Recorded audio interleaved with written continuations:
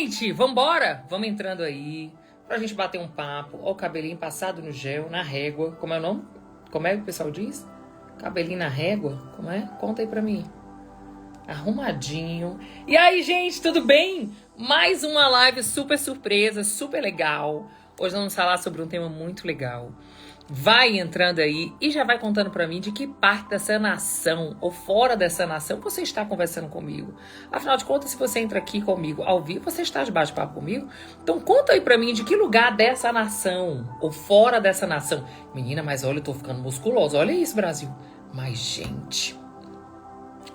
Vambora, volta pro foco. Conta aí pra mim de que lugar desse país ou fora desse país você está conversando aqui comigo. Conta aí pra mim, deixa eu ver. Já tem gente da Bahia, João Pessoa, Paraíba, Aracaju, Sergipe, que maravilha. Minas Gerais, o que mais? Eu sei que tem gente de Brasília. Deixa eu ver quem mais que tá aqui conversando comigo. Gente de Portugal. Olha, eu tô sonhando em ir pra Portugal, hein? Quem sabe 2025 estaremos aí em Portugal. Rio de Janeiro, Fortaleza, minha terrinha, Santa Bárbara, São Paulo, Várzea Grande. Que coisa boa, gente! Turmalina, Minas Gerais, Florianópolis, Santa Catarina. Não conheço Santa Catarina. Feira de Santana, Bahia, conheço.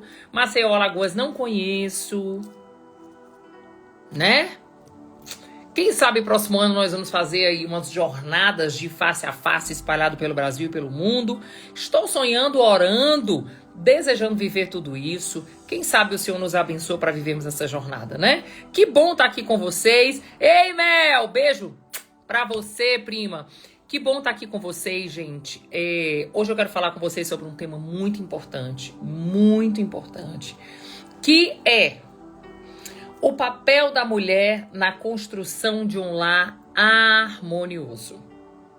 Qual o papel da mulher, gente? Será que... Aí quando eu falo isso, né?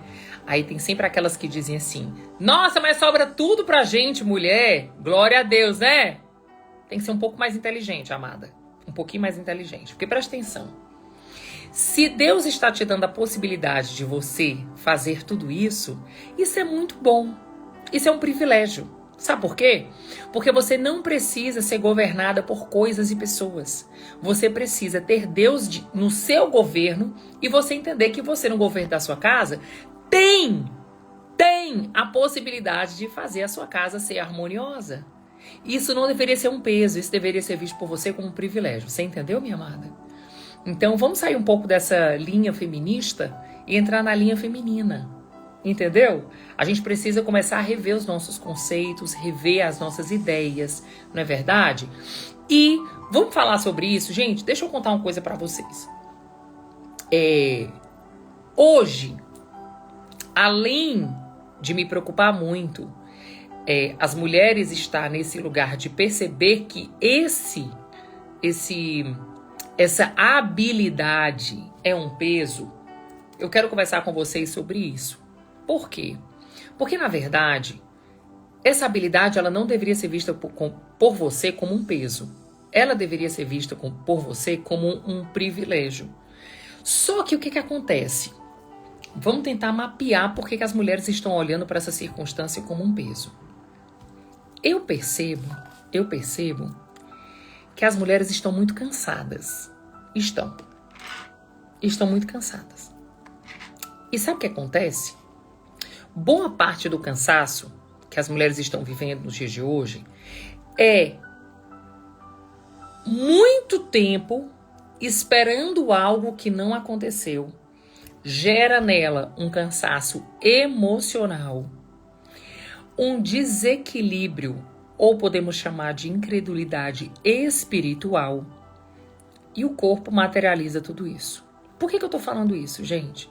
Porque olha só, para a gente ter uma mulher que traz harmonia para a família, que traz leveza para a família, essa mulher precisa estar primeiro nesse lugar. Essa mulher precisa primeiro estar sentindo tudo isso. Você tá entendendo? Essa mulher precisa primeiro ter consciência de tudo isso. Interessante que uma das jornadas que eu fiz sobre inteligência, na verdade, né, não é inteligência emocional, é sobre saúde emocional. Uma das coisas que eu percebi que trazia muita aflição para o coração das mulheres era o medo, né? E é interessante porque o medo, ele sempre aponta para o futuro, né? Quando é que eu tenho medo? Quando eu olho para o futuro e o que eu imagino que pode acontecer no futuro, eu não tenho controle, eu não tenho governo, eu não consigo resolver, eu não consigo melhorar, aí eu começo a ter medo e ansiedade a despeito do futuro. Vamos lá. E, inclusive, uma das coisas que a gente fez dentro da nossa jornada, deixa eu só pegar aqui, gente, para eu não esquecer. Uma das jornadas que eu fiz, porque olha só, gente, como é que eu me movo nas redes sociais? Eu sempre vou mapeando a demanda de vocês. Por isso que eu abro a caixinha. Quando vocês fazem perguntas na caixinha, eu começo a como se fosse catalogar a maioria das perguntas, a maioria das demandas, eu vou catalogando. E esse laboratório me dá, inclusive, a possibilidade de ajudar vocês de forma mais direta. E quando eu comecei a ver as mulheres vivendo esse lugar de muita ansiedade, muito medo, eu desenvolvi uma jornada chamada Administre o Medo. Por quê? Porque, gente, na boa, você não vai conseguir fugir do medo. Aliás, o medo, ele é até benéfico. Porque o medo, ele é uma estaca de proteção para a sua vida. Se a gente não tivesse medo, gente, se nós não tivéssemos um freio chamado medo, a gente jogava tudo por água abaixo. A nossa vida, tudo. Tá entendendo? Então, o medo, ele é uma estaca de proteção. O que a gente precisa fazer quando o medo tenta nos paralisar? Nós precisamos administrar ele, né? Uma vez eu fiz uma jornada, um curso nos Estados Unidos e o palestrante lá fez uma dinâmica muito interessante, né? Ele colocou uma pessoa em pé e ele disse assim, olha, essa pessoa é o medo. E aí ele era bem grande, a pessoa ficava na frente dele parada. Aí ele disse assim, o medo vai te atrapalhar a avançar. O que você faz? Você que é grande, porque você tem Deus, você abraça o medo e você vai com o medo. O medo vai caminhando com você. Por quê? Porque a sua força em Deus é capaz de fazer com que o medo se mova com você e não o medo te paralise. E essa é uma grande verdade.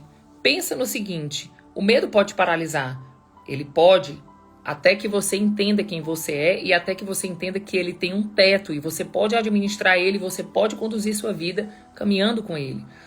E foi muito interessante porque aí foi que nasceu uma jornada chamada Administrando o Medo, onde eu convidei pessoas especialistas, né, nesse quesito de saúde mental, psiquiatras, psicólogos, e eu desenvolvi essa jornada exatamente para ajudar as pessoas a não serem paralisadas pelo medo. Até porque, deixa eu falar uma coisa para vocês, gente. Um homem fora de casa tem danos? Tem. Mas uma mulher adoecida dentro de casa, os danos são violentíssimos. E é uma máxima que eu tenho na minha vida. Eu preciso ver as mulheres bem. Eu preciso ver as mulheres cuidando de si. Por quê? Porque quando a mulher está cuidando dela, ela vai ter condição de cuidar da casa dela, trazer harmonia para a casa dela, trazer harmonia para o casamento dela, trazer harmonia para a maternidade dela, para tudo.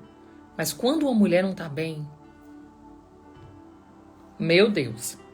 Eu falo para as pessoas dizem que a mulher é o termômetro da casa. Não, a mulher não é um termômetro da casa. Os filhos são o termômetro da casa, porque os filhos apontam a temperatura da casa. A mulher, ela é o termostato.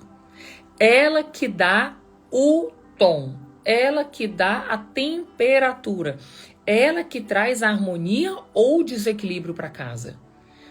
E aí, qual é o grande problema, gente? O grande problema é que muitas mulheres que estão aqui estão exatamente na condição de estar sofrendo porque foram traídas e abandonadas e estão copiosamente, desesperadamente querendo mudar o cônjuge, querendo restaurar o casamento, sendo que elas estão morrendo dia a dia.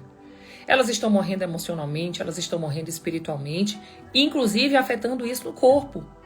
E por que eu tô falando isso pra vocês, gente? Porque, gente, chegou o tempo de você cuidar de você. Como que uma mulher constrói a harmonia no lar, sendo que a mulher não tá bem? Como que a mulher traz o equilíbrio emocional para dentro da casa, sendo que emocionalmente ela está destruída. Como, gente? Por isso que a minha ideia, a minha comunicação, ela sempre foi conversando com as mulheres. Mulheres, cuidem de vocês. Mulheres, chegou a hora de olhar para vocês. A minha jornada do Guia da Superação é muito interessante, porque o Guia da Superação, as pessoas vêm com a ideia de restaurarem o casamento, né? Eu quero restaurar meu casamento. Quando elas chegam no Guia da Superação, elas descobrem que elas precisam ser restauradas. Porque se o casamento voltar, elas não têm nem condição física de dar continuidade no casamento, de tão adoecida que elas estão. Então, o Guia da Superação, que é essa jornada que eu fiz, a ideia principal dele é curar as dores que a mulher traída, que a mulher abandonada sofre. Gente, e eu vou dizer uma coisa pra vocês. A dor do abandono, a dor da traição é violenta demais. É violenta demais. Ela nos deixa sem vida. Eu tenho certeza que eu vou falar pra vocês aqui. Tem muita gente que tá aqui nas redes sociais me ouvindo agora que não está vivendo, mas está sobrevivendo. Uma vida de sobrevivência. Porque ela, por si só, já pediu, inclusive, muitas vezes pra Deus levar ela. Mas não é tempo de você ir não, viu, minha amada? É tempo da gente cuidar de você, tratar você, para que você volte pro seu lugar de origem. Volte a ter habilitação, treinamento para você ser essa mulher que edifica a sua casa. Para ser essa mulher que vai edificar a próxima geração. Para ser essa mulher que vai trazer harmonia para casa. Trazer paz. Gente, olha isso, preste atenção. A palavra de Deus diz que o reino de Deus é revelado a partir de 3 coisas. 3. Preste atenção. A primeira delas é a justiça. A gente às vezes acha que essa justiça que Deus está apontando é uma balança do certo e o errado. Não. Essa justiça que Deus fala é estar justo com a palavra. Primeiro ponto. Segundo ponto. O reino de Deus é paz. Terceiro ponto. O reino de Deus é alegria. Então, olha para mim. Olha para a tua casa. Olha para os teus filhos. Olha para o teu casamento. E fala para mim. Quem está de fora vê essas 3 atmosferas na sua casa? Pessoas obedecendo a palavra, tendo paz e tendo alegria? Se não, você precisa parar tudo. E você precisa se reconectar com o rei. Você precisa voltar a trazer o reino de Deus para dentro de você. Porque a boca fala do que está cheio o coração. Se o meu coração está sangrando de dor, de amargura, de tudo isso, o que eu vou falar? Que paz é que eu vou trazer para minha casa, sendo que aqui dentro só tem guerra? Que palavras doces e amáveis eu vou lançar sobre a minha família, a minha casa, sendo que eu estou profundamente amarga? A amargura me consome. Então deixa eu falar uma coisa para você. Eu sei que tem muita gente que tá aqui e manda muita mensagem para mim. Nath, me ajuda. Nath, eu errei. Nath, eu não dei conta. Nath, eu não tô dando conta. Já perdoei muitas vezes e as coisas não mudam. Deixa eu te contar, minha amada. Só em Deus você vai saber o que é verdadeiramente o perdão. Só em Deus você vai saber o que é verdadeiramente a cura. Só em Deus você vai saber verdadeiramente viver a paz que excede todo entendimento. Todas as outras coisas que você vai ver nas redes sociais, elas são paliativas. Sabe o que é paliativo? É mais ou menos assim. Quem tem filho em casa? Se o teu filho tem febre, tu fica o resto da vida dando pra ele Tilenol? Não, né? Por quê? Porque a febre é um sintoma que aponta que tem algo mais grave por trás. Que tem uma infecção, que tem uma bactéria, que tem alguma coisa. Por quê? Porque a febre é um sistema de defesa do corpo. Ela aumenta a temperatura para ver se mata a bactéria, o vírus, o que está lá inflamado. Pensa no seguinte. E se eu disser para você que, por exemplo, a traição pode ser um sintoma de que o seu casamento já está adoecido,